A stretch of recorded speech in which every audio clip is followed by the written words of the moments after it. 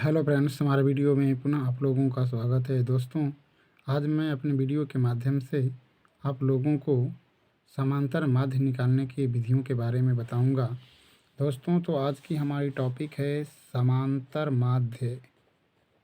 समांतर माध्य ज्ञात करना। समांतर माध्य ज्ञात करना।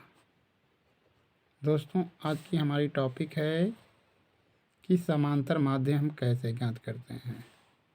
दोस्तों, समांतर माध्य ज्ञात करने की आपके पास 3 विधियां हैं, जिसमें से पहली विधि को हम प्रत्यक्ष विधि के नाम से जानते हैं, प्रत्यक्ष विधि। और दूसरी जो हमारी विधि है, जिसको हम लघु विधि के नाम से जानते हैं, लघु विधि। और तीसरी जो हमारी विधि है, उसका नाम है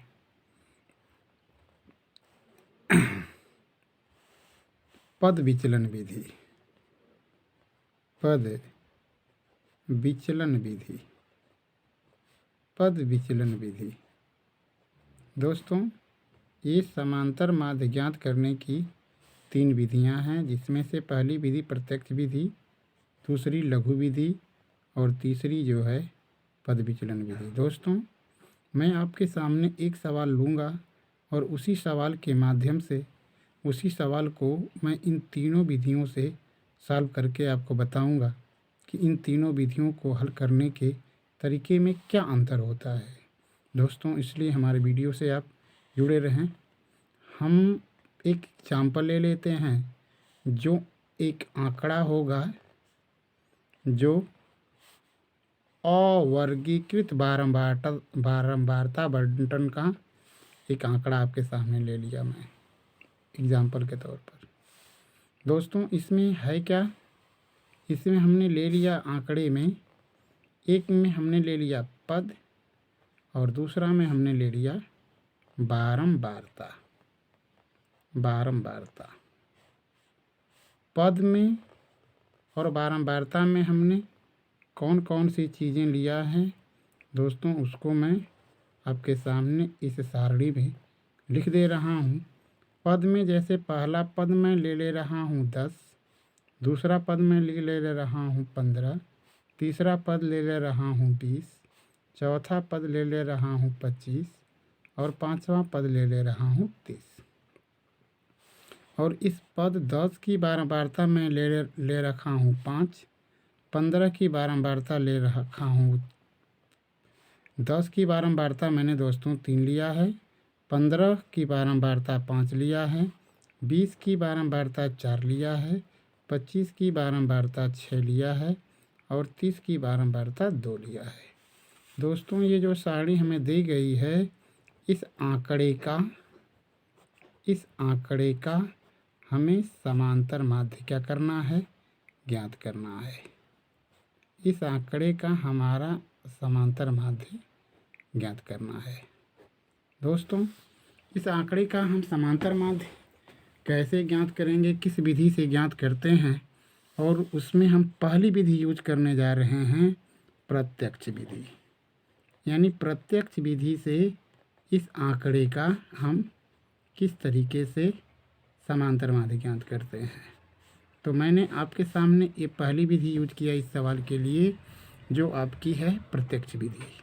इसके लिए दोस्तों आपको करना क्या होता है, इसके लिए दोस्तों आपको सारणी बनानी होती है। एक ठो आंकड़ा आपको बनाना होता है, जिस आंकड़े के माध्यम से आपका सवाल आगे की तरफ क्या करेगा, बढ़ेगा।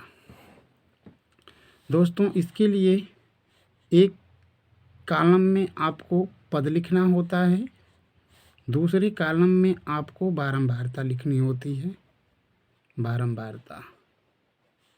और जो तीसरा कॉलम बनता है, उसमें आपको पद गुणते बारंबारता लिखना होता है, पद गुणते बारंबारता। अब करते हैं क्या दोस्तों, अब हम करते यही हैं कि जो चीज़ हमको दी गई है, उस चीज़ को हम इसमें एडजस्ट कर लेते हैं। हमारा पहला पद दिया गया है 10, दूसरा पद हमको पता है 15, तीसरा पद हमको दिया गया है 20, चौथा पद हमको दिया गया है 25 और पांचवा पद हमको दिया गया है दोस्तों 30। तो हमने ये जो पद दिए गए थे उन पदों को हमने पद वाले कॉलम में लिख लिया। उसके बाद हम करते क्या हैं कि बारंबारता जो दी गई है उन पदों की बारंबारता को भी लिख लेते हैं। तो बारंबारता पहले पद की दी गई है 3, दूसरे की दी गई है 5, 20 की बारंबारता 4 दी गई है, 25 की बारंबारता 6 दी गई है और 30 की बारंबारता 2 दी गई है। अब हम करते क्या हैं, हम करते ये हैं कि अब यहाँ पे तीसरा जो कॉलम है दोस्तों, जैसा कि आप देख रहे हैं कि हमें पद और बारंबारता का गुणा करना है। ठीक है, तो पद हमारा 10 है और इसकी बारंबारता 3 है। अगर हम 10 और 3 का मल्टीप्लाई करते हैं, यानी इसको ऐसे भी आप लिख सकते हैं 10 गुणते 3, यानी ये हो गया हमारा 30। इसी तरीके से आगे चलते हैं तो ये 15 और गुणते ये हो गया हमारा 5, 15 पचे 75 हो गया। आगे चलते हैं तो 20 और गुणते 4 हो गया, 20 चौके 80 हो गया। 25 और गुणते 6 कर दिया, 25 छक्का हमारा हो गया 150, 25 छक्का 150 और 30 गुणते हमने 2 कर दिया। इस तरीके से 30 दुना के 60 हो गया। दोस्तों ऐसा करने के बाद हम करते क्या हैं, ऐसा करने के बाद हम करते हैं दोस्तों कि जो हमारा पद वाला कॉलम होता है उसको कुछ करना नहीं होता है। अब हमें करना ये होता है कि ये जो बारंबारता वाला कॉलम होता है, इस बारंबारता वाले कॉलम को हम पूरा जोड़ लेते हैं। एक बात दोस्तों, अगर आप इस तरह हिंदी में लिख लिए हों तब भी बढ़िया है। अगर इसको अंग्रेजी के अक्षरों से शो करना सोचते हैं तो ये जो पद है ना, इस पद को हम एक्स से शो करते हैं और इसकी बारंबारता जो होती है उसको एक्स से एफ से, और ये आप देख रहे हैं कि एक्स गुणते क्या हो गया है, एफ हो गया है। अब हम क्या करते हैं कि इस बारंबारता वाले कॉलम को हम जोड़ लेते हैं। तो जोड़ जो होता है उसको हम इस तरीके से सिग्मा लिख देते हैं। ये दोस्तों सिग्मा का चिन्ह है, इसका सेंस होता है, इसका मतलब होता है योगफल। अब हम करते क्या हैं, इन चीज़ों को हम जोड़ते हैं।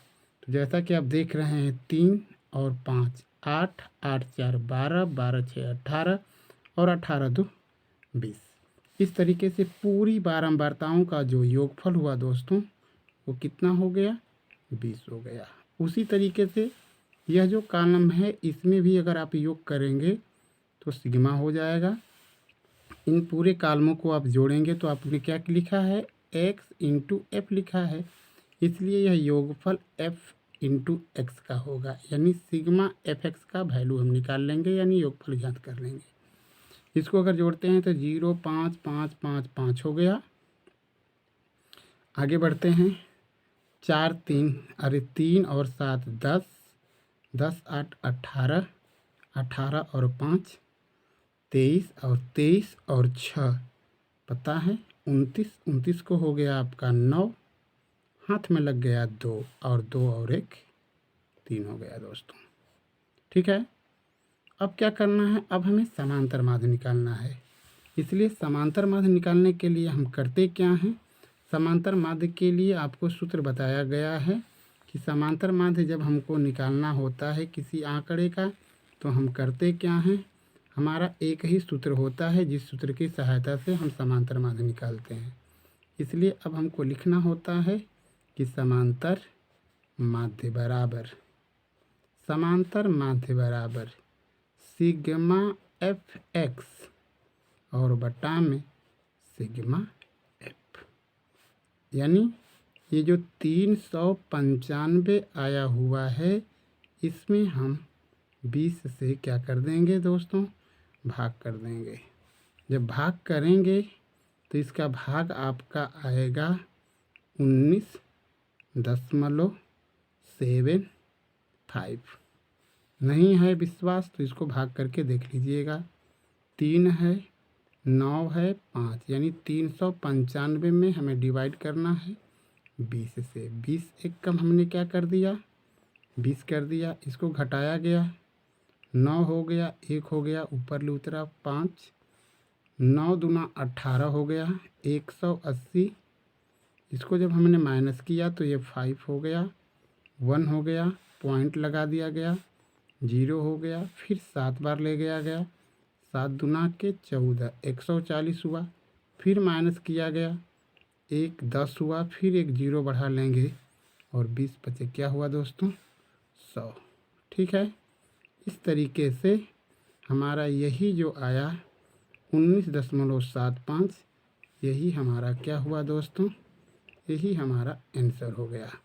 तो आपको ख्याल रखना है कि कोई सवाल इस तरीके से दिया होगा जिसमें पद और बारंबारता दिखाई देगा, तो पद और बारंबारता के दिखाई देने पर अगर आपको बोलेगा कि इसको आप प्रत्यक्ष विधि से क्या करें, हल करें, क्योंकि हमने आपको बता रखा है कि समांतर माध्य ज्ञात जो करने की विधियां हैं वो 3 विधियां हैं, जैसा कि ऊपर हमने आपको बताया है कि समांतर माध्य ज्ञात करने की पहली विधि प्रत्यक्ष, दूसरी लघु और तीसरी पद विचलन विधि है।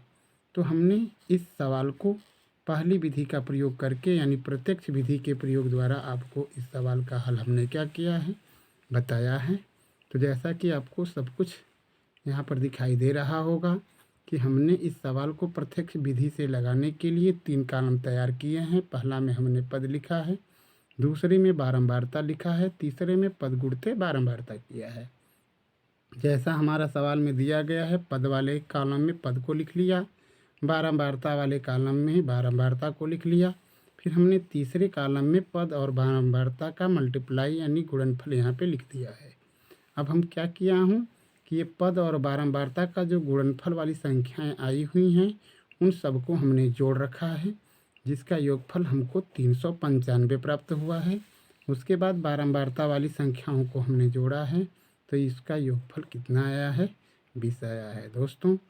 अब समांतर माध्य निकालने के लिए हम करेंगे क्या, पद और बारंबारता का जितना गुणनफल आया रहेगा, योगफल गुणनफल का योगफल, उसमें हम बारंबारता के योगफल की संख्या से भाग कर देते हैं और जितना आता है वही हमारा आंसर होता है। धन्यवाद दोस्तों। मैं अब इसी सवाल को अपने अगले वीडियो में आपको लघु विधि के माध्यम से सॉल्व करूँगा। धन्यवाद दोस्तों।